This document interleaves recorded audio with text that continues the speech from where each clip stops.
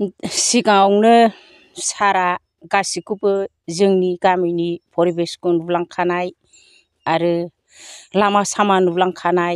दा लामायाबो जोंनिया इसिबां मानि मोजां नङा। दिनै सारनि अननायाव जोंनि गामियाव दा फेरेंगा सारा दा जोंनि लामाखौ हाखर हाला गोजौ गाहाय नुनाय हिसाबै दा सेन लेबेल गारनानै होनाय जाबाय। आरो दा जोंहा मोननांगौ दालां दंबावो। बे दालांखौबो जोङो जेब्लाबो मोननो हास्थायो आरो बे दालाङा जाफुंनांगौ बेखौनो आङो बुंनाय जाबाय। नोंथांमोना EM सारनि समस्थिनिनो सासे भटार, माबायदि मावदों बिथाङा? मोजाङैनो मावदों सारा। दा गरिब दुखिफोरखौबो मोजाङैनो मावदों, नायसनदों फारि फारि। दा साबसिननिफ्राय साबसिन लामायाव आगान सुरबोगासिनो। दा जों बेखौ साबायखर होयो सारखौ आरो इयुनावबो बिनिफ्राय साबसिन जालांथों आरो जोंखौ जेब्लाबो लामा सामा सुजुग सुबिदा थाबायनो थाखाय मोजां खालामनानै होथों सारा। बेखौनो आङो गोसो गोरबोजों दिनै साबायखर हरो।